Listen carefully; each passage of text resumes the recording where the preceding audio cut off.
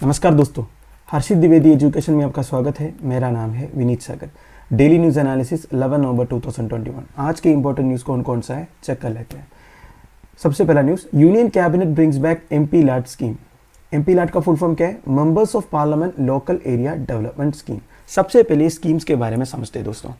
देखिए, scheme actually formulate किया गया था 1993 में to enable members of parliament to recommend development works. देखिए, अपने अपने कॉन्स्टिट्यूंसी में कुछ डेवलपमेंटल एक्टिविटीज़ करने के लिए हर एमपी को 5 करोड़ दिया जाता है, चाहे वो लोकसभा एमपी हो या राज्यसभा एमपी हो। सारे एमपीज़ को दिया जाता है, इसमें नॉमिनेटेड एमपीज़ भी इंक्लूडेड है, ये ध्यान दीजिएगा। इसमें कौन कौन सा काम किया जा सकता है? बेसिकली ड्रिंकिंग वाटर से रिलेटेड, प्राइमरी एजुकेशन से रिलेटेड, पब्लिक हेल्थ से रिलेटेड या फिर सैनिटेशन, रोड वर्क्स, ये सारे रिलेटेड जितने भी डेवलपमेंटल एक्टिविटीज़ है ये एमपीज़ करवा सकता है। बेसिकली दोस्तों एक बात आपको समझना पड़ेगा, ये पैसे डायरेक्टली एमपीज़ को नहीं मिलता।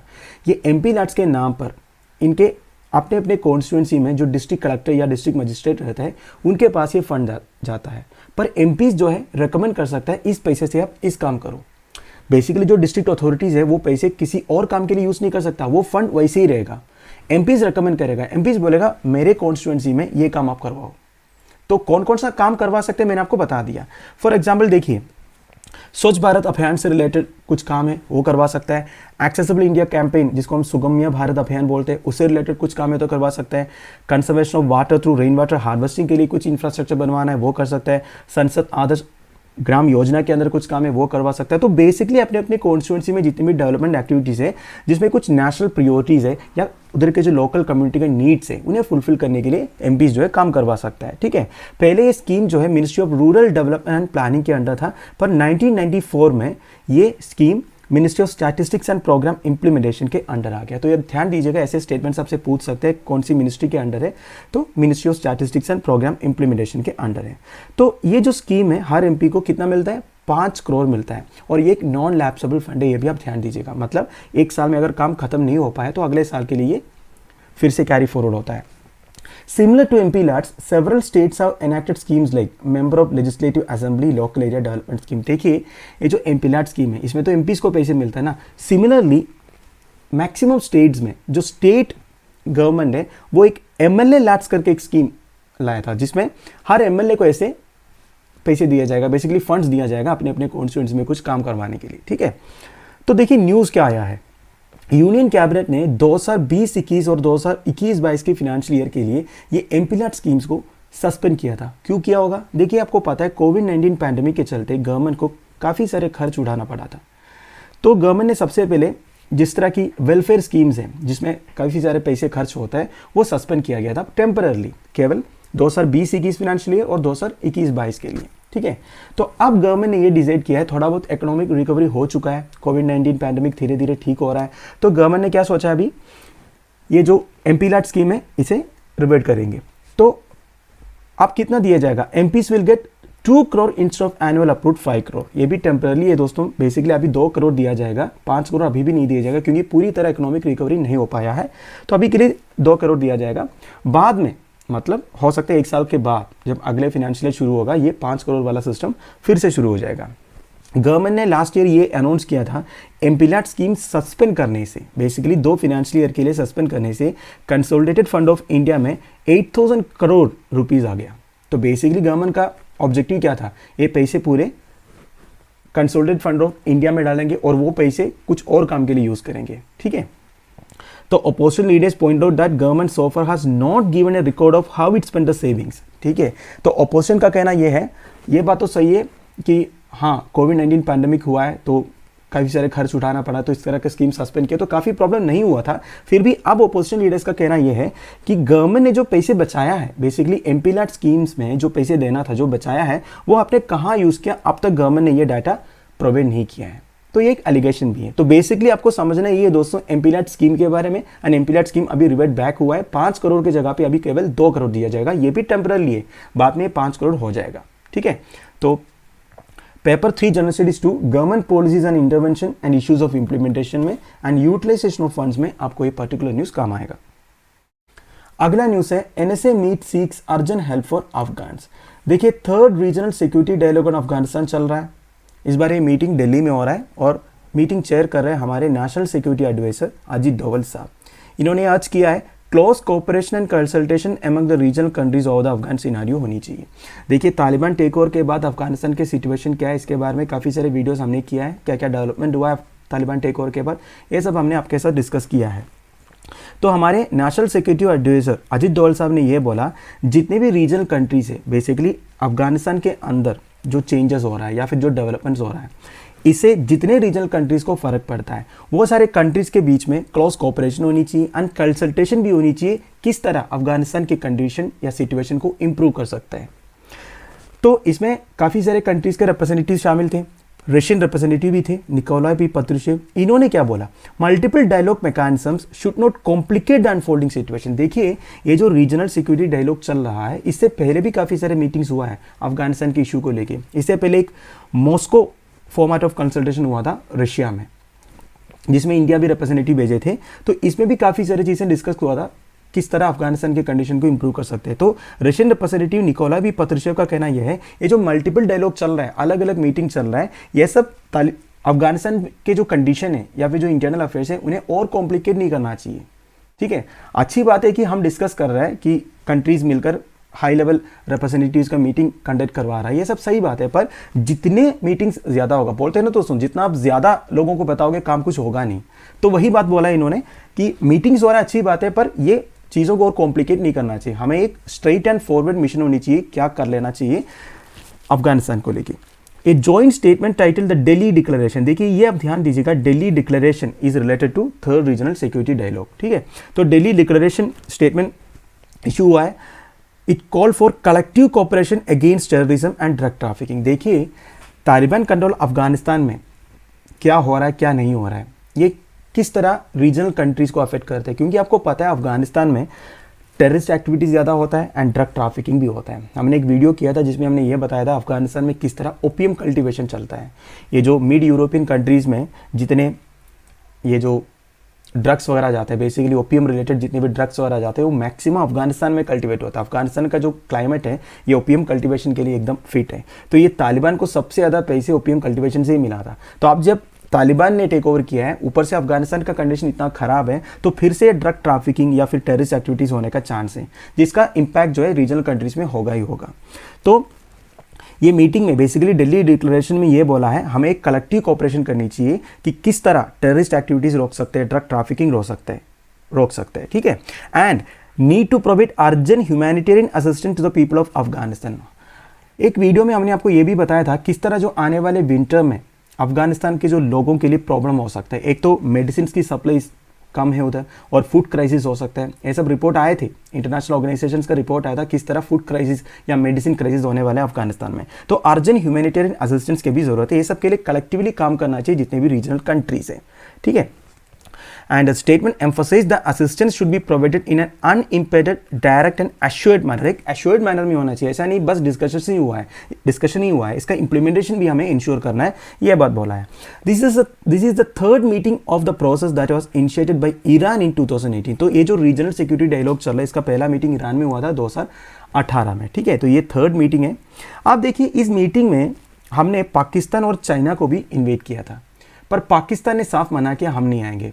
इनका कुछ स्टूपिड स्टेटमेंट्स आया था, वो वीडियो भी हमने किया था। पाकिस्तान के जो नेशनल सिक्योरिटी एडवाइजर जो भी इनकी पोर्टफोलियो, एक नाम में भूल गया, उन्होंने कुछ स्टूपिड स्टेटमेंट्स वगैरह दिया था, हम इसलिए नहीं आएंगे कि इंडिया ठीक नहीं कर रहा है, ऐसा बातें। तो पाकिस्तान और चाइना को हमने बुलाया तो था, पर इन्होंने आया नहीं। ठीक है, पाकिस्तान तो इस तरह कुछ बोल दिया और चाइना ने बोला कोविड-19 के चक्कर में हम नहीं आ रहा है, इस तरह कुछ बोला। ठीक है, आप देखिए A team headed by Amir Khan Muttaqi, Taliban's foreign minister, will participate in a regional dialogue to be held in Islamabad on Thursday। देखिए और मीटिंग्स चल रहा है, ऐसा नहीं कि पाकिस्तान बिल्कुल मीटिंग्स नहीं कर रहा है।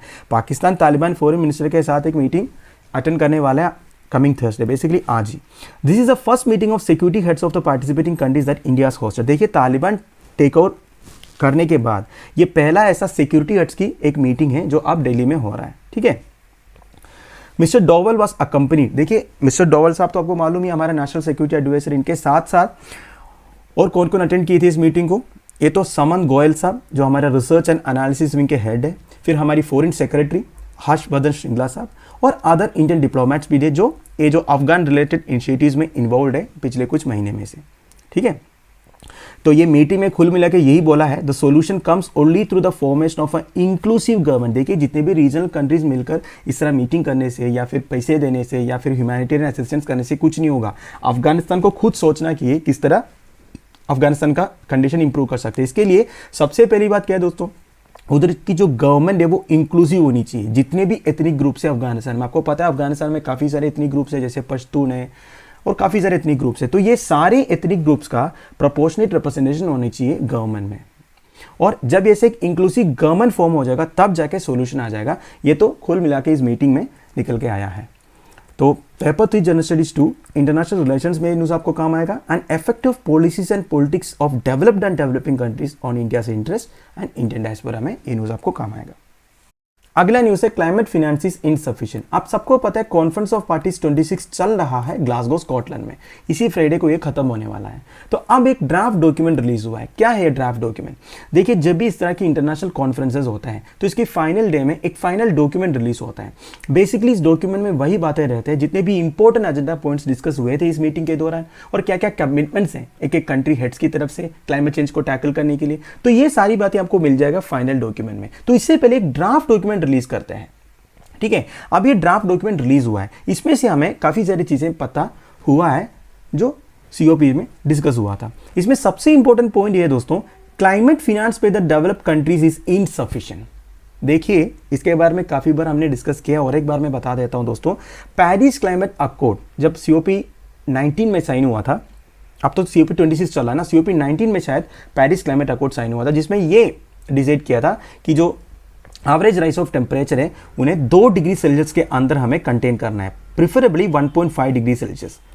2 डिग्री सेल्सियस है मतलब इस सेंचुरी में पूरा जो ग्लोबल टेम्परेचर का राइज होगा वो 2 डिग्री सेल्सियस के अंदर हमें रखना है, अगर हो सके तो 1.5 डिग्री सेल्सियस के अंदर। पर इसके लिए डेवलप्ड कंट्रीज, डेवलपिंग कंट्रीज को क्लाइमेट फाइनेंसिंग करना था। क्लाइमेट फाइनेंसिंग मतलब देखिए दोस्तों, आपको पता है जितने भी डेवलप कंट्रीज हैं वो पिछले कुछ डिकेड्स में इतने सारे ग्रीन हाउस गैस एमिशंस छोड़ रखे हैं जिसकी वजह से अब भी इतना सारा ग्लोबल वार्मिंग हुआ है। डेवलपिंग कंट्रीज और जो अंडर डेवलप कंट्रीज है या जो लीस्ट डेवलप कंट्रीज है, इन्होंने इतना ग्रीन हाउस गैस एमिशंस किए नहीं थे, क्योंकि ये तो बाद में डेवलप हुआ ना, इतनी सारी गाड़ियां इंडस्ट्रीज वगैरह बाद में आया। जितने डेवलप कंट्रीज है, ऑलरेडी जो डेवलप कंट्रीज है, इन्होंने ही इतने सारे ग्रीन हाउस गैस एमिशंस छोड़ रखा है, इसकी वजह से अब ये ग्लोबल वार्मिंग हुआ है। तो पेरिस क्लाइमेट अकॉर्ड में ये डिसाइड हुआ था कि जो डेवलप कंट्रीज है, डेवलपिंग कंट्रीज को पैसे देना होगा। अगर आप अब हमें बोल रहे हो कि आपका ग्रीन हाउस गैस एमिशंस अभी कम करना है, बेसिकली आप डेवलप कंट्रीज क्या बोल रहे हैं, डेवलपिंग कंट्रीज को ये बोल रहा है आपका ग्रीन हाउस गैस एमिशंस कम करो। इसके लिए आपको पूरा फॉसिल फ्यूल जो यूसेज है वो कम करना पड़ेगा। तो वो अगर हम फॉसिल फ्यूल पूरा बंदी करेंगे तो हमारे लिए प्रॉब्लम हो जाएगा। आपको पता है इंडिया जैसे कंट्रीज में 80% से ज़्यादा जो एनर्जी प्रोड्यूस होता है वो फॉसिल फ्यूल से होता है, कोल से होता है ना। तो आप डेवलप कंट्रीज बोला, डेवलपिंग कंट्रीज को आप फॉसिल फ्यूल यूज़ करना बंद करो, आप रिन्यूएबल एनर्जी यूज़ करो। तो ये सब पॉसिबल नहीं है क्योंकि हमारे लिए लॉज है ये सब, क्योंकि आप लोगों ने ऑलरेडी ये सब करके बैठा है और अब हमें बोल रहे हो आप करो, ये नहीं हो सकता। तो पेरिस क्लाइमेट अकॉर्ड में ये डिसाइड हुआ था जितने भी डेवलप कंट्रीज है जो green house gas emissions already छोड़ के इतने पैसे कमा रखे हैं और डेवलप हो चुका है, उन्हें डेवलपिंग कंट्रीज को पैसे देना होगा। और ये डिसाइड हुआ था जितने भी डेवलप कंट्रीज है वो 100 बिलियन एनुअली प्रोवाइड करना था। पर ये पैसे अभी तक मिला नहीं। कंट्रीज ने ये बात उठाया था कि पैसे जो आप कमिट किए थे वो तो दे दो कम से कम, और इससे ज़्यादा देना चाहिए आपको, क्योंकि आप जितना ये 100 बिलियन की बात कर रहे हो ना, ये भी कम है, इतने से नहीं होगा। आप सारे डेवलपिंग कंट्रीज को पैसे देने हैं तो ये इतने से नहीं होगा। तो ये जो ड्राफ्ट डॉक्यूमेंट रिलीज हुआ इसमें भी वही बात किया है, ये जो क्लाइमेट फाइनेंसिंग की बात किया है वो इनसफिशिएंट है, ठीक है। देखो India along with several other developing countries has for years pointed out that not providing this money implies that developed countries demand to coerce major developing countries into a net zero commitment by mid-century is unjustified। obviously बात है दोस्तों, ये unjustified है। मैंने जो points आपको बोला था, डेवलप कंट्रीज को डेवलपिंग कंट्रीज को पैसे देना ही देना है, क्योंकि डेवलप कंट्रीज की वजह से अब ये नौबत आया है। तो ये जो पैसे आपने कमिट किया था वो तो दे नहीं रहे हो, ये गलत बात है। This is unjustified and it also violets the core principle of equity and climate justice, ठीक है। ये पूरी इक्विटी एंड क्लाइमेट जस्टिस के खिलाफ है, ये बोला गया है। वैसे इंडिया की कमिटमेंट क्या है? बेसिकली ड्राफ्ट डॉक्यूमेंट से इंडिया की कमिटमेंट के बारे में पता चला है। वैसे पहले से हमें पता है हमारी कमिटमेंट क्या है, इसके बारे में हमने डेली न्यूज़ में ही कवर किया था। वैसे आपको पता है हमारे प्राइम मिनिस्टर नरेंद्र मोदी जी ने नेट जीरो कमिटमेंट किया है 2070 तक।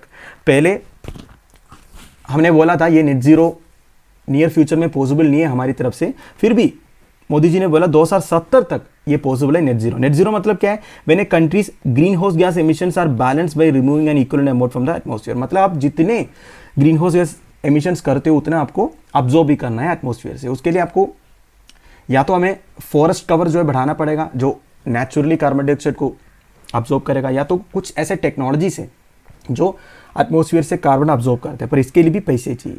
ठीक है। और इंडिया ने यह भी बोला था कि Modi also said that nearly $1 trillion in finance was needed from the developed countries. देखिए मोदी जी ने भी ये क्लियरली बोला था कि कम से कम $1 ट्रिलियन चाहिए डेवलप कंट्रीज की तरफ से अगर ठीक तरह से क्लाइमेट चेंज को टैकल करना है, क्योंकि अब जो प्रोजेक्ट्स वगैरह आएगा वो ग्रीन प्रोजेक्ट्स लाना पड़ेगा। ये फोसिल फ्यूल का यूसेज अगर 100% खत्म करना है तो पैसों की ज़रूरत है, क्योंकि कहीं ना कहीं से तो एनर्जी प्रोड्यूस करना होगा, तो ऐसे फ्री में थोड़ी आएगा। तो फिर मोदी जी ने भी ये बोला था, ये 100 बिलियन का आपने जो बोला है ये भी कोई फीजिबल नहीं है, 100 बिलियन से भी कुछ नहीं होगा, कम से कम 1 ट्रिलियन देना चाहिए। जो 100 बिलियन इन्होंने कमिट किया वो भी नहीं दे रहा है, अब 1 ट्रिलियन की बात कर रहे हैं। ठीक है। तो final document, the countries debating the agreement at the ongoing 26 conference of parties must have A final document in place by Friday concluding day of the summit. तो फाइनल डॉक्यूमेंट मैंने आपको पहले ही बोला फ्राइडे को ये रिलीज होने वाला है, उसमें से आपको और चीजें पता चल जाएगा। ठीक है। अब देखिए the long road to net zero के बारे में बताया हुआ है। ड्राफ्ट डॉक्यूमेंट में ये बोला है कि ग्लोबल वार्मिंग को 2100 तक, मतलब इसी सेंचुरी के एंड तक 1.5 डिग्री सेल्सियस के अंदर कंटेन करना है, और ग्लोबल कार्बन डाइऑक्साइड एमिशंस को 45% कम करना है बाई 2030, एंड नेट जीरो हमें हासिल करना है मिड सेंचुरी तक, मतलब 2050 तक हमको नेट जीरो, मैक्सिमम कंट्रीज में नेट जीरो एमिशंस होनी चाहिए, मतलब जितने ग्रीन हाउस गैस एमिशंस वो लोग एमिट करते उतना अब्जॉर्ब भी करना होगा, तब जाके ये 1.5 डिग्री सेल्सियस का जो टारगेट है हमारा वो पॉसिबल होगा, ये बोला है। इसके लिए क्या करना पड़ेगा? ये जो phasing out of coal and subsidies for fossil fuels है ना, ये बंद करना पड़ेगा। बेसिकली कहने का मतलब ये है दोस्तों, जितने फोसिल फ्यूल आप जला रहे हो वो पूरा बंद ही करना पड़ेगा, तब जाके ये सब पॉसिबल है। पर जिस हिसाब से आप क्लाइमेट चेंज हो रहा है, लगता नहीं है ये सब पॉसिबल है, क्योंकि ऑलरेडी हम बहुत ज़्यादा लेट हैं। फोसिल फ्यूल को तो बंद ही करना पड़ेगा, पर डेवलपिंग कंट्रीज़ के लिए इतना जल्दी ये बंद करना पॉसिबल नहीं है। तो पैसों की ज़रूरत है, अगर नया नया टेक्नोलॉजी चाहिए तो इसके लिए डेवलप कंट्रीज़ को पैसे देना होगा। वो पैसे भी ठीक से नहीं दे रहे, तो कहाँ से होगा ये सब? पर ड्राफ्ट डॉक्यूमेंट में एक चीज़ को वेलकम किया है कि डेवलप कंट्रीज़ या फिर सारे कंट्रीज़ ने मिलकर जो लीस्ट डेवलप कंट्रीज़ फंड है उसमें $430 मिलियन का कॉन्ट्रीब्यूशन किया है। लीस्ट डेवलप कंट्रीज मतलब एक ग्रुप ऑफ कंट्रीज है जिसमें काफ़ी सारे आइलैंड नेशंस हैं that have the least carbon emissions but there are greater risk. देखो ये बात भी इंपॉर्टेंट है, लीस्ट डेवलप कंट्रीज फंड मतलब क्या है? ये लीस्ट डेवलप कंट्रीज के लिए जो आइलैंड नेशंस हैं, आप देखिए जो आइलैंड नेशंस है ना, इन्होंने इतना कार्बन एमिशंस नहीं किए हैं, उनका ऑलरेडी नेगेटिव कार्बन एमिशन चल रहा है। बेसिकली जितने वो छोड़ते हैं उससे ज़्यादा वो ऑब्जॉर्व भी करते हैं।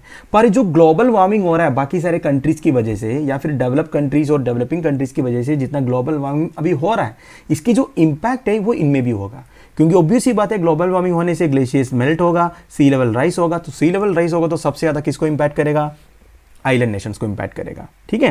तो since 2001 it has provided $1.7 billion for projects that help buffer the impacts from warming. ठीक है। तो 2001 से अभी तक $1.7 बिलियन का कंट्रीब्यूशन किया है ये लीस्ट डेवलप कंट्रीज फंड के लिए। तो ध्यान दीजिएगा लीस्ट डेवलप कंट्रीज फंड के बारे में ड्राफ्ट डॉक्यूमेंट में क्या क्या है। वैसे अब आप टेंशन मत लीजिए, बस मैंने आपको बता दिया, आप फाइनल डॉक्यूमेंट जब आएगा मैं आपको डिटेली बताऊंगा कि क्या क्या चीज़ें डिस्कस हुआ था, क्या क्या कमिटमेंट है कंट्रीज़ की तरफ से ये ग्लोबल वार्मिंग या क्लाइमेट चेंज को टैकल करने के लिए। तो paper for general studies 3 climate change में ये न्यूज़ आपको काम आएगा। अगला न्यूज़ है centre approves incentives for sugar, cotton and jute farmers. Cabinet committee on economic affairs की तरफ से कुछ मेजर्स का अप्रूवल आया है that will support farmers growing sugar, cotton and jute. तो sugar farmers, cotton farmers and jute farmers के लिए खुशखबरी है, थोड़ा बहुत प्राइस इंक्रीज हुआ है। आप मुझे कमेंट बॉक्स में बताइए cabinet committee on economic affairs को हेड कौन करते हैं, इसका चेयरमैन कौन है? तो देखिए CCA increased the price of ethanol extracted from sugarcane juice for blending in petrol to 63.45 litre. सबसे पहले आपको यह समझना पड़ेगा ये एथेनॉल ब्लेंडिंग क्या होता है। देखिए आपको पता है हमारे देश जो है 86% ऑफ क्रूड ऑयल जो है बाहर से इंपोर्ट करवाता है, और इसी क्रूड ऑयल से हम पेट्रोलियम प्रोडक्ट्स एक्सट्रैक्ट करते हैं, जैसे पेट्रोल हो गया, डीजल हो गया, केरोसिन हो गया और काफ़ी सारे पेट्रोलियम प्रोडक्ट्स हैं। अब हम ये जो पेट्रोल है जो सबसे ज़्यादा यूज़ होता है, इस पेट्रोल में क्या करते हैं, थोड़ा बहुत एथेनॉल भी मिक्स करते हैं। क्यों करते हैं? देखिए क्रूड ऑयल तो हमें बाहर से इंपोर्ट करवाना है, पर हमारे देश में सफिशिएंट शुगर केन तो है, तो ये शुगर केन से हम एथेनॉल निकाल सकते हैं और इसी एथेनॉल को हम पेट्रोल में मिक्स कर सकते हैं। अभी के हिसाब से करीब 8% हम मिक्स करते हैं। गवर्नमेंट का प्लान है अगले साल तक ये 10% कर दिया जाए एंड 2025 तक इसे 20% कर दिया जाए। तो उतना एथेनॉल ब्लेंड करने से उतना कम हमें पेट्रोल, हमारा जो पेट्रोल है वो यूज होगा, कंज्यूम होगा, तो उतना कम हमें बाहर से इंपोर्ट करवाना पड़ेगा क्रूड ऑयल जो है। तो इसी तरह थोड़ा बहुत इंपोर्ट हम कंट्रोल कर सकते हैं अगर हम ज्यादा एथेनॉल ब्लेंड करेंगे करने से। तो एथेनॉल जो है हमारे पास सफिशिएंटली अवेलेबल भी है, ठीक है। तो ये जो एथेनॉल का जो प्राइस है वो 63.45 लीटर कर दिया गया है गवर्नमेंट। तो पिछले साल से 80 पैसे का इंक्रीज हुआ है and rate of ethanol extracted from C heavy molasses has been increase by 97 paise litre and B heavy molasses is up 1.47 as well. तो देखिए ये शुगर केन मोलासेस का, मोलासेस मतलब जिससे हम ये एथेनॉल निकालते हैं। आपको और एक चीज़ पता होनी चाहिए, जो रम है, लिकर रम है, ये रम भी शुगर केन मोलासेस से बनता है। बस मैंने आपको बता दिया। वैसे ये जो शुगर केन मोलासेस का अलग अलग कैटेगरी है, मतलब कितना शुगर आप निकाल सकते हो उसमें से, उसके हिसाब से इन्हें कैटेगरीज किया हुआ है, बी हेवी, सी हेवी, इस तरह। तो ये जो सी हेवी मोलासेस से जो एथेनॉल एक्सट्रैक्ट कर सकते हैं उसका 97 पैसे पर लीटर इंक्रीज किया एंड जो बी हेवी मोलासेस है ये 1.47 इंक्रीज किया, ठीक है। आप देखिए ethanol blending programme also reduce the dependency of crude oil imports, ये मैंने आपको बता दिया, ठीक है। एंड सीसीए ने साथ साथ approved a committed price support of 17,408.85 crore to the Cotton Corporation of India as reimbursement for its losses। देखिए एक चीज आपको समझना है, हमारे देश में एमएसपी में जो फूड ग्रेन्स वगैरह कलेक्ट करने वाला एजेंसी कौन सा है? फूड कॉर्पोरेशन ऑफ इंडिया है। जैसे कॉटन, ये जो कॉटन है हमारे देश में, जो कॉटन कल्टीवेशन होता है, कॉटन को कौन कलेक्ट करते हैं एमएसपी में? एमएसपी आप एफआरपी बोल सकते हो, फेयर एंड रेम्युनरेटिव प्राइस, ठीक है। शुगर केन्स के लिए एफआरपी होता है, एमएसपी नहीं होता वैसे, एमएसपी बोल दीजिए। तो ये जो मिनिमम सपोर्ट प्राइस में cotton corporation of India farmer से कॉटन कलेक्ट करता है। अब ये एमएसपी में कलेक्ट करने से कॉटन कॉर्पोरेशन ऑफ इंडिया को लॉस तो होगा ही होगा, क्योंकि मार्केट प्राइस अगर ज्यादा है तो ऑब्वियस सी बात है कॉटन कॉर्पोरेशन ऑफ इंडिया को लॉस होगा। तो ये कॉटन कॉर्पोरेशन ऑफ इंडिया को एक्चुअली सेंडर जो है पैसे देते हैं, जितना भी लॉस होता है वो सेंडर देते हैं। तो सीसीए ने यह भी अप्रूव किया है, करीब 17,408.85 करोड़ रुपीस देंगे कॉटन कॉर्पोरेशन ऑफ इंडिया को। तो कॉटन कॉर्पोरेशन ऑफ इंडिया का से कॉटन कलेक्ट करना है, जब भी एमएसपी रेट से कॉटन का रेट कम हो जाता है तो उन्हें एमएसपी रेट्स में कलेक्ट करना, ये कॉटन कॉर्पोरेशन ऑफ इंडिया का काम है। Over the last 2 seasons during the pandemic CCA procured a third of the country's cotton production, ठीक है। मतलब पूरे कंट्री का 1/3 of cotton production cotton corporation of India ने मिनिमम सपोर्ट प्राइस में कलेक्ट किया था, ठीक है। 40 लाख फार्मर्स को मोर देन 55,000 करोड़ रुपीस इन्होंने पे किया, ठीक है। फिर जूट के बारे में देखिए, cabinet committee on economic affairs ने और एक अप्रूवल दिया है, reservation norms for the mandatory use of jute in packaging this year. देखिए जूट कहाँ यूज होता है? पैकिंग के लिए यूज होता है।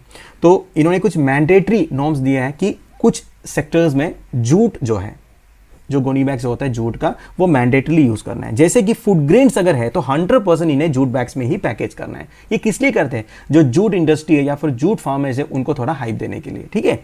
तो कैबिनेट कमेटी ने ये बोला है फूड ग्रेन्स जो है वो 100% जूट बैग में ही पैक होगा। फिर 20% of sugar must compulsory be packed in jute bags, ठीक है। जूट बैग्स में ही पैक करना है 20% ऑफ शुगर, बाकी आप जो है यूज कर सकते हो, पर मिनिमम 20% आपको जूट बैग में ही पैक करना है, ठीक है।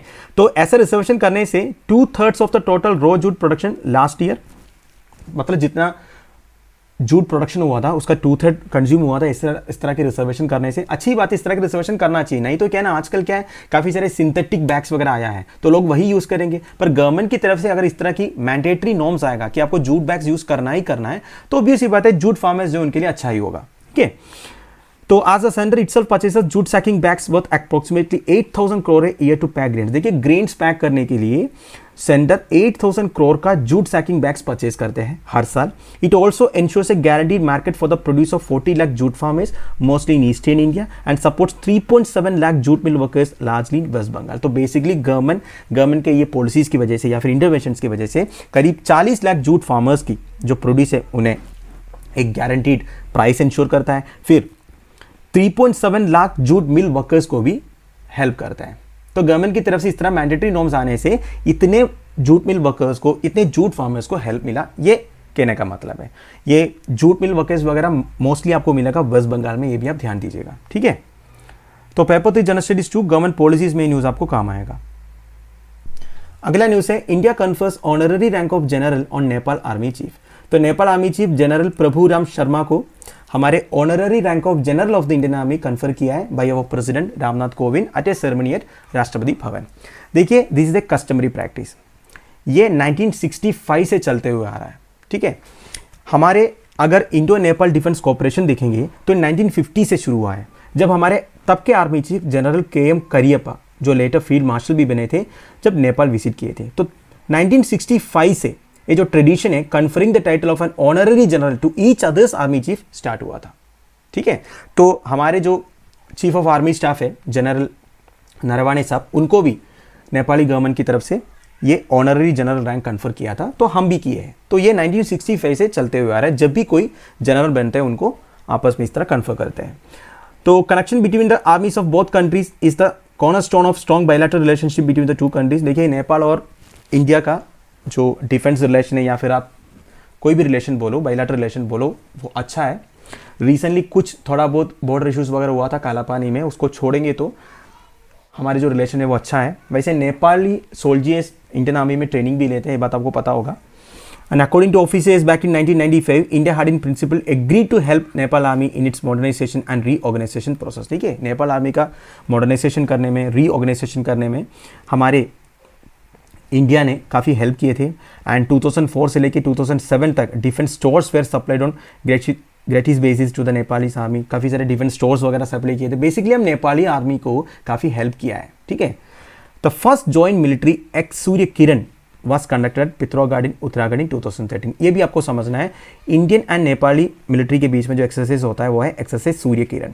अभी भी ये चल रहा है उत्तराखंड में। तो 2013 में पहली बार हुआ था, जिसमें करीब 400 सोल्जर्स अटेंड किए थे। तो इंडो नेपाल डिफेंस कॉर्पोरेशन के बारे में ध्यान दीजिएगा। तो छोटा सा न्यूज़ था, जनरल प्रभु राम शर्मा, ये नाम आप ध्यान दीजिएगा, हो सकता है कोई वन लाइनर क्वेश्चन पूछ लिया। तो paper three general studies 2 India neighbourhood relations में आपको ये न्यूज़ काम आएगा। आज का final news, USA becomes the 101 member of international solar alliance. सबसे पहले इंटरनेशनल सोलर अलायंस के बारे में, this is an inter governmental treaty based international organisation of countries that lies within the tropics. देखिए, tropic of cancer and tropic of capricorn के बीच में जितने कंट्रीज है, इन कंट्रीज का एक इंटर गवर्नमेंटल ऑर्गेनाइजेशन आप बोल सकते हो, इंटरनेशनल सोलर अलायंस। अगर कोई कंट्री ट्रॉपिक ऑफ कैंसर या ट्रॉपिक ऑफ कैप्रिकॉर्न को टच भी कर रहा है, वो भी इंटरनेशनल सोलर अलायंस का मेंबर बन सकता है। ऑब्वियसली बात है दोस्तों, ये जो कंट्रीज है जो ट्रॉपिक्स में होगा, दे विल रिसीव 300 डेज सनशेन। साल में 300 दिन इन्हें सनशेन मिलेगा। अब देखिए, अगर कोई country tropic of cancer and tropic of capricorn के बाहर है, तो उनका क्या होगा, वो भी मेंबर बन सकता है, पर इनको वोटिंग राइट्स नहीं होगा इस अलायंस में। क्लियर? आप देखिए, इसमें United states of America join हुआ है। ये अनाउंसमेंट हुआ था अब जो COP26 चल रहा है इसी में, ठीक है। तो इंडिया ने ये मूव को वेलकम किया है and US becomes the 101st country to sign the framework agreement of the ISA to catalyze global energy transition through a solar-led approach। देखिए, इंटरनेशनल सोलर अलायंस का प्राइम ऑब्जेक्टिव क्या है। ये तो दोस्तों आपको पता है, क्लाइमेट चेंज को रोकने के लिए हमें रिन्यूएबल एनर्जी को ज़्यादा यूज़ करना पड़ेगा। तो सोलर एनर्जी को यूज़ करना सबसे अच्छा तरीका है, क्योंकि सनशाइन तो फ्री मिलता है कि नहीं। तो सारे कंट्रीज को इकट्ठा होकर काम करना होगा। इसमें एक मेजर ऑब्जेक्टिव ये है दोस्तों, एक 1 सोलर 1 वर्ल्ड 1 ग्रिड वाला एक प्लान। इसमें क्या है ना दोस्तों, जितने भी ट्रॉपिक्स में कंट्रीज है वो अपने अपने सोलर एनर्जी, सोलर पार्क वगैरह लगा के प्रोड्यूस करेंगे, और एक यूनिवर्सल ग्रिड में एक एम्बिशियस प्लान है बेसिकली पूरे वर्ल्ड को एक ग्रिड में कनेक्ट करने का, ठीक है। एक ग्रिड में मतलब जितने कंट्रीज है जो सोलर एनर्जी से इलेक्ट्रिसिटी प्रोड्यूस करेंगे वो ग्रिड में कनेक्ट करेंगे, और जितने भी लेस एनर्जी वाली जो कंट्री है जहां एनर्जी की प्रॉब्लम होते हैं उन्हें सप्लाई करेंगे। तो इस तरह अगर सारे ट्रॉपिक्स कंट्री मिलकर काम करेंगे तो यूनिवर्सल ग्रिड, आपको सुनने में थोड़ा सा एम्बिशियस लग रहा होगा, पर अगर ये हो जाएगा तो एक बहुत बड़ा अचीवमेंट होगा। एक यूनिवर्सल ग्रिड कनेक्ट होगा जिसमें सारे कंट्रीज कनेक्ट होगा, तो जो एनर्जी प्रॉब्लम्स है वो पूरा सोल्व हो जाएगा। तो ये OSOWOG जो है, 1 सन 1 वर्ल्ड 1 ग्रिड वाला, ये ISA का एक प्राइम ऑब्जेक्टिव आप बोल सकते हो। तो ये जब COP26 चल रहा था तो United states also join the steering committee of GGI OSOWOG compressing of 5 members. देखिए, जो steering committee of international solar alliance है, बेसिकली 1 सन 1 वर्ल्ड 1 ग्रिड है। इसमें USA, Australia, France, UK and India है। ये भी आप ध्यान दीजिएगा, हो सकता है इसके बारे में भी क्वेश्चन पूछ लिए। तो इसमें भी यूएसए अटेंड किया था, ठीक है। And endorse the one sun declaration along with 80 countries, 80 countries के साथ यूएसए भी ये वन सन डिक्लेरेशन साइन किया है, ठीक है। और क्या दोस्तों, in fulfilling this mandate ISA is committed to establishing solar as a shared solution that simultaneously addresses climate. देखिए सिंपल सी बात है दोस्तों, अगर सोलर एनर्जी से हम मैक्सिमम एनर्जी प्रोड्यूस करेंगे तो इससे काफ़ी प्रॉब्लम सॉल्व हो सकता है। जो क्लाइमेट चेंज हो रहा है उसको हम सॉल्व कर सकते हैं, जो फॉसिल फ्यूल का ज़्यादा यूसेज हो रहा है उसे हम कट डाउन कर सकते हैं, है कि नहीं। एंड एनर्जी जो प्रॉब्लम्स है, एनर्जी प्रॉब्लम पूरा तो सॉल्व ही हो जाएगा, क्योंकि सनशाइन ऐसा चीज़ है जो हमेशा मिलेगा ही मिलेगा, कम से कम ट्रॉपिक कंट्रीज में, ठीक है। और भी काफ़ी सारी चीज़ें लिखा हुआ है सोलर एनर्जी के बारे में, या फिर इंटरनेशनल सोलर अलायंस के बारे में पढ़ सकते हो। वैसे जो इंपॉर्टेंट चीज़ें मैंने आपको बता दिया। तो paper 3 general studies 2 international relations में, paper 4 general studies 3 energy conservation में आपको ये न्यूज़ काम आएगा। तो दोस्तों that's end of it. I hope आपको थोड़ा बहुत सीखने को मिला होगा। आप लोगों की वैल्यूएबल सजेशंस कमेंट्स आप मुझे प्लीज़ कमेंट बॉक्स में बता दीजिएगा। जितने लोग इस वीडियो को देख रहे हो, लाइक एंड कमेंट के बिना मत जाएगा। आप जितना लाइक एंड कमेंट करोगे उतना यूट्यूब हमारे वीडियोस को रिकमेंड करते हैं। लेक्चर की PDF एज यूजुअल आपको टेलीग्राम चैनल में मिल जाएगा, जिसका लिंक नीचे प्रोवाइडेड है। Thank you for watching, bye bye, have a nice day.